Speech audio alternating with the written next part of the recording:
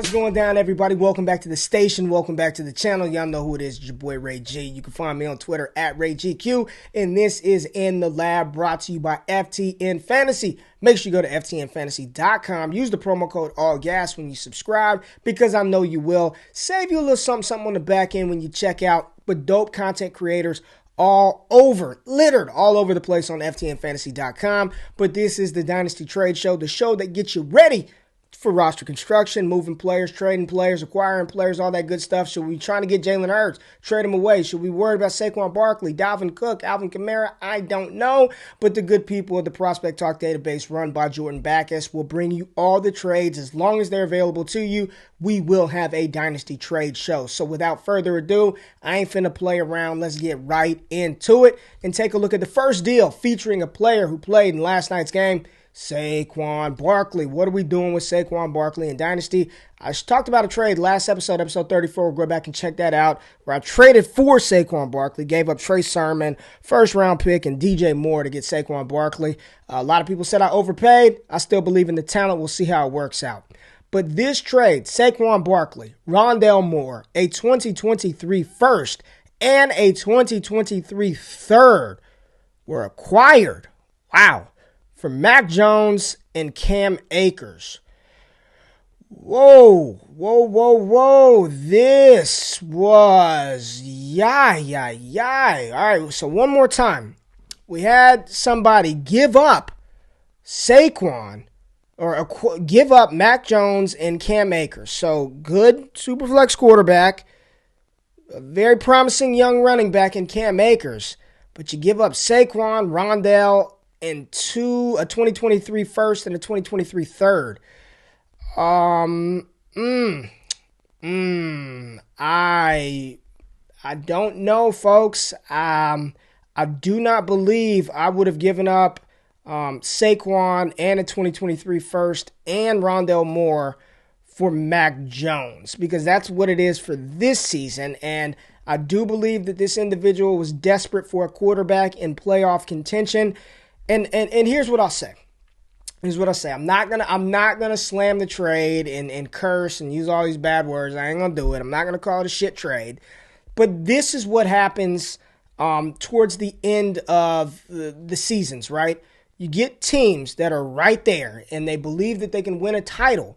So they do things that you probably shouldn't do in order to push their cards in to try to win that title. And if you needed a quarterback, this was a lot to give up for Mac Jones, in my opinion. I am the resident Mac Jones lover, truther, all things Mac Jones. But I don't think I personally would have given up a first, Saquon, Rondale, and a 2023 third for Mac and Cam Akers. I still am very bullish on Cam Akers and what he could become. But this is what happens. And this is why I say, if you're in a dynasty league where your team is not going to win it, you know it. Look your team in the mirror. It's not going to win it. You're not going to go for the title. You really should consider moving off some of those assets and to a team that thinks they're right on the cusp of winning a title. And if you've got a team that thinks they can win it with Mac Jones and they want to give up first-round picks, Saquon Barkley, Rondale Moore, I'm making that deal 10 out of 10 times, even though I love Mac Jones. But right here, If I'm looking through my league and I see a team that's trying to compete for a title and they are devoid of quarterback, if I can send you my Mac Jones, last episode I talked about a deal where I traded Russell Wilson for Zach Wilson, a first-round pick in 2022 and a first-round pick in 2023. It looks beautiful today. It looks glorious today. That team was not going to compete. I was not going to win with 32-year-old Russell Wilson. My team is young. It's rebuilding. He did me no good. I cashed out. I cashed those chips out. So if you can make a move like this, me personally, even if I were trying to compete, I probably would rather have Barkley, the picks, and Rondale Moore. But hopefully, if Cam Akers comes back, he's potentially could come back this season. You get a quarterback. I don't think it was a horrible deal, I don't. I understand why it was made. I just don't know if I could have personally done it. Now let's talk about 2, 3, 4, 5, 6, a bunch of wide receivers that are dope, that are balling out, that are going to be good for a long time. This trade, Logan Turrell is back at it. He got Devontae Smith, Rashad Bateman, and a 2022 first-round pick for Deebo Samuel, Darrell Henderson, and a 2022 second. Deebo, best player in the deal by far. Love what he's doing.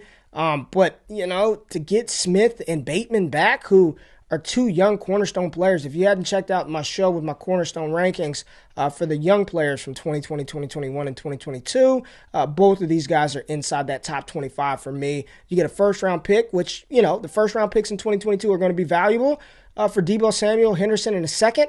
I like this deal for Logan. I love this deal, actually. You can use that 2022 first, potentially Kenneth Walker, Treylon Burks, Drake London, David Bell, who I'm very bullish on, Garrett Wilson, Chris Olave. First round in 2022 is going to be nice, especially at the wide receiver position. Deebo, beast. It should be in consideration for Offensive Player of the Year. Darrell Henderson, we'll see how he's worked into the offense. It's been like a couple of weeks. I traded for him in the league, and he hasn't done anything of late. So hopefully they can figure things out in Los Angeles to get Henderson more involved. And they still get a 2022 second-round pick out of this trade as well. I think it was a good side for both teams. I believe the party that received Deebo Samuel and Henderson are pushing for that playoff spot. Smith and Bateman, maybe if you're pushing for the playoffs, they can help you out, but more so long-term with those guys in the first-round pick. Really love that deal acquiring Devonta Smith and Rashad Bateman, plus the first-round pick. Good trade, Logan. Two good trades for you, my man. Good job. All right, we got a lot of Josh Allen stuff, and I don't know if this was accepted. I don't know. But damn it, I would have smashed accept. The fact that you even posted this for consideration. The trade is Josh Allen and Gio Bernard for Cam Newton, a first in 2022 and a second in 2022. Give me Josh Allen. There's a lot of panic. A lot of panic about Josh Allen right now because, quite frankly, he hasn't played very well. Buffalo's not playing well. I do think they need to upgrade the running back position, whether via the draft or in free agency, and they need to find another wide receiver to complement Stephon Diggs. Cole Beasley ain't it. Gabe Davis ain't it. Emmanuel Sanders, good for what he does, but they need another wide receiver. If they walk away with a David Bell, a big body wide receiver like a Drake London, maybe a George Pickens if he declares, I think that's going to bode very well for Josh Allen in the future. And right now, if it's sell and panic on Josh Allen season and all I have to do is give up Cam Newton, who you probably got late in drafts or off waivers or throw in via trade and a first-round pick, give me Josh Allen 10 out of 10 times. Let's get it, baby. Carson, I hope you accepted this. Give me Josh Allen. Don't even care about Gio Bernard for Cam Newton the first and the second. That's easy money. That's easy money right there. All right, more quarterbacks. Josh Allen, there's all kinds of shit going on here. All right, so it's Mo received Trevor Lawrence and Justin Fields for Big Ben and Josh Allen. So T-Law and Fields for Josh Allen and Ben Roethlisberger. Again, I'm going to assume the Josh Allen party is trying to push for a playoff berth or a league championship, and they needed more stability at the quarterback position. And I know this sounds gross. Ben Roethlisberger's playing better than the other guys right now when you're talking about Superflex. He just is, and that's crazy to think that noodle arm Ben Roethlisberger is outshining these two young guns, but I think that is the case right now. Josh Allen, a lot of panic, a couple of interceptions this past week. I took a lot of heat, and I love it, man. I embrace it. A lot of people said I was batshit crazy for having Trevor Lawrence and Justin Fields ranked ahead of Joe Burrow in my cornerstone rankings. I guess I'm looking at it as if Fields and Lawrence can maximize the potential that I think they have. I don't care about anybody else, right? Everybody talks about ceiling and floor. I believe Justin Fields and Trevor Lawrence could be elite quarterbacks in the NFL and be elite fantasy assets for us at the quarterback position. That's what I believe. Matt Nagy was just fired. 30 minutes ago, he was just fired.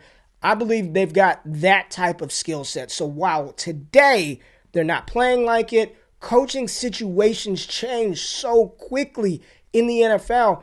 There's a 100% certainty that Lawrence, Fields outlast their head coaches, Urban Meyer and Matt Nagy, and we see that already.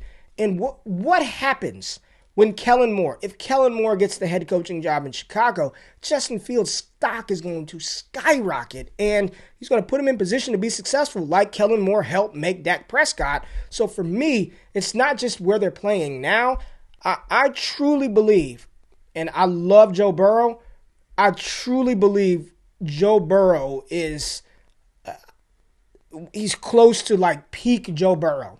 Like, yes, I know he's going to get better. I get that, but I just don't know how much better Joe Burrow can get. I know Trevor Lawrence and Justin Fields, or I strongly believe those two can get a lot better. Hence the reason, cornerstone, if I'm on the clock and I've had the chance to choose between Lawrence, Fields, or Burrow, I probably would take those two young guys. And if I roll snake eyes and lose, then that's on me. But that's just where I'm at today. Those situations can only get better for these two young players. So in this trade, I think I would rather have Trevor Lawrence and Justin Fields. I mean, that's a haul. We know Ben Roethlisberger's got less time in the game than he has more time, man. If I can get Fields and Lawrence for Josh Allen, especially if I'm not competing for a title this year, I think that's the move to make. Please let me know. Y'all probably don't like that, but that's just where I'm at with those two quarterbacks in that deal. I like that side, getting T-Law and Justin Fields. I'm rocking with it, baby. Let's see the next deal. All right, more Deebo Samuel. Deebo and Dalton Schultz, double D's, getting acquired for Damian Harris, a 2023 first and a 2022 second. I want Deebo and Schultz. I think Harris's days, they've got a really good tandem right now with Harris and Ramondre Stevenson. Harris's upside is capped by Ramondre Stevenson, and every time they give Stevenson the ball, he looks great. He looks freaking good. So Harris is never just going to be the guy. It's going to be a committee. That's what New England does. Dalton Schultz is the unquestioned starter, led the team in receptions and yards last week. I know CeeDee Lamb was hurt and Amari Cooper was out, but he's been one of the bright spots at a very difficult tight end position to figure out this season. Young guy, Dallas will re-sign him. He's going to be the tight end for the future for a long time for Dallas. Deebo Samuel, I just talked about it. I meant him, Jonathan Taylor, and Cooper Kupp should be the top three vote getters for Offensive Player of the Year in the NFL. Just incredible season by Deebo. The yak, just his ability. Caught one pass last week, and I still think he was a top 12 wide receiver catching one pass because he ran the ball 8 times for 79 yards and a touchdown. 2023 first is going to be fantastic. It's going to be a beautiful pick because that class is legit. Depending on where that second is, maybe be able to extract some decent draft value there with maybe a Jahan Dotson, Kyron Williams, George Pickens if he falls. It's going to be a decent pick, but I'd rather have Deebo Samuel and Dalton Schultz on this one, especially if it's a little bit of a premium for the tight ends. So that's where I'm at. Give me Deebo, give me Dalton Schultz, and we're going to finish this thing out talking about one more tight end, the tight end, Kyle Pitts.